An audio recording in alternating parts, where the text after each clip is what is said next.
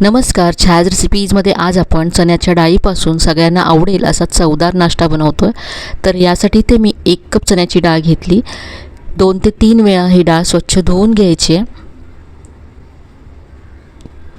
2 वेळा धुतल्यानंतर यातलं पाणी काढून टाकलं आहे। आता डाळीमध्ये पुन्हा पाणी घालून ही डाळ 4 ते 5 तास भिजत घालून ठेवायची आहे। तर इथे मी संध्याकाळी 4 वाजता डाळ भिजत घातली आणि रात्री 8 वाजता ही डाळ पहा छान अशी भिजली गेली। तर इथे मी 4 तास डाळ भिजत घातली होती।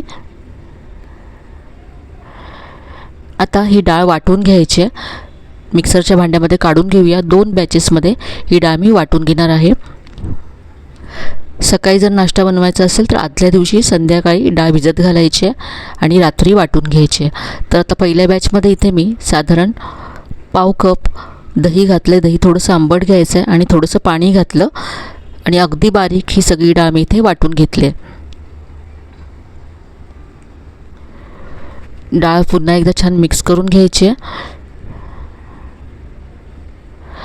आता हे झाकून रात्रभर फर्मेंट करण्यासाठी ठेवून द्यायचं आहे। तर ही रात्रभर मी डाळ फर्मेंट करण्यासाठी ठेवली होती आणि पहा सकाळी हे फर्मेंट झालं आहे।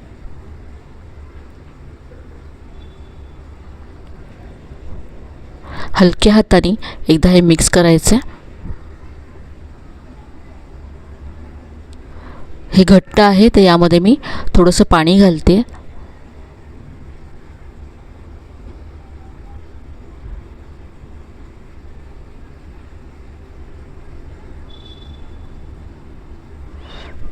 पाहू शकता असं आपल्याला हे पीठ हवं आहे।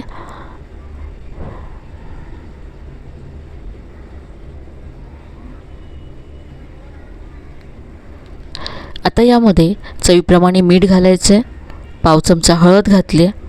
पाव चमचा हिंग घातला आहे। यानंतर किसलेलं आलं आणि अगदी बारीक चिरलेली हिरवी मिरची घातली आहे। मिक्स करून घ्यायचं आहे। याबरोबरच यामध्ये 2 चमचे तेलसुद्धा घालायचं आहे।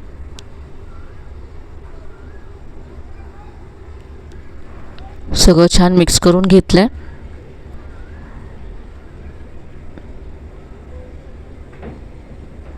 तर हे मिश्रण आता तयार आहे। या सगळ्याचा मी आता नाश्ता बनवणार नाही आहे, त्यामुळे यातलं अर्ध पीठ मी दुसऱ्या बाउलमध्ये काढून घेते।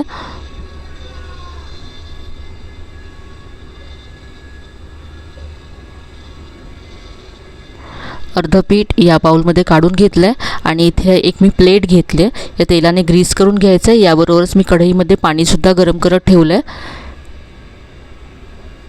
आता हे जे पीठ मी अर्ध काढून घेतलं आहे त्यामध्ये अर्धा चमचा इनो फ्रूट सॉल्ट घालायचा आहे। तर आज आपण सेव खमण बनवतो आहे आणि इथे आपण हे पीठ फर्मेंट केलं तरीसुद्धा यामध्ये इनो घातला आहे। कारण जर आपण इनो घातला नाही तर जसं इडलीचं टेक्स्चर असतं तसं टेक्स्चर येतं आणि खमणला जी जाळी येते त्यासाठी यामध्ये आपल्याला इनो घालावा लागतो।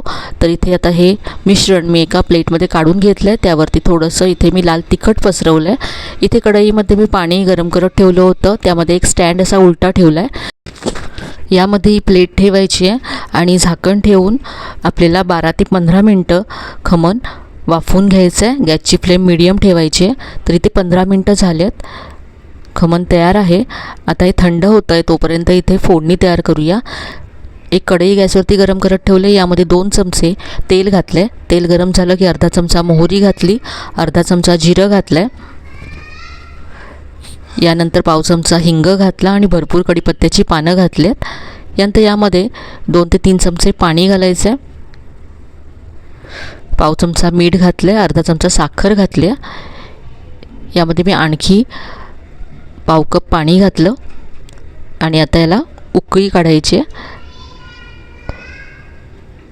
तर इथे पाणी उकळलं आहे।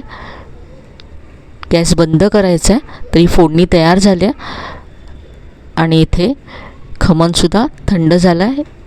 कट करून घेऊया।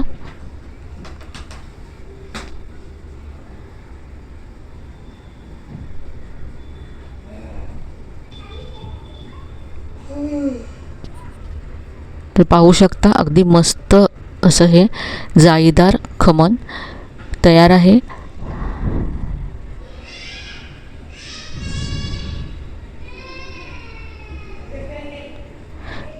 तर आता तयार केलेली फोडणी यावरती घालायची आहे. इथे मी अर्धी फोडणी घालते आणि अर्धी मी उरलेल्या खमणवरती घालण्यासाठी बाजूला ठेवून देते. आता आपण याबरोबर खाण्यासाठी चटणी तयार करूया. इथे मिक्सरचं भांडं घेतलं, यामध्ये पुदिना घ्यायचा आहे, कोथिंबीर घेतली आहे, यानंतर 2 हिरव्या मिरच्या घेतल्यात, थोडंसं आलं यामध्ये घालायचं आहे, चवीप्रमाणे मीठ घातलं, अर्धा चमचा यामध्ये मी आमचूर पावडर घातली आहे, तुम्ही लिंबाचा रससुद्धा घालू शकता. यानंतर चटणीला दाटसरपणा येण्यासाठी आपण जो खमण बनवला आहे त्यातले 2 ते 3 तुकडे घातलेत आणि पाणी घालून चटणी वाटून घेतली. चटणी तयार आहे. तर इथे सेव खमण सर्व करूया.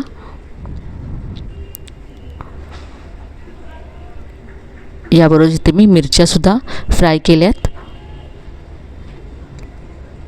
थोडीशी बारीक शेव यावरती पसरवायची आहे आणि कोथिंबीर. तर ही मस्त अशी रेसिपी तयार आहे. जर तुम्ही पीठ आधीच तयार करून ठेवलं तर अगदी कमी वेळामध्ये हा नाश्ता तयार होईल. तर आजची ही रेसिपी तुम्हाला नक्कीच आवडली असेल.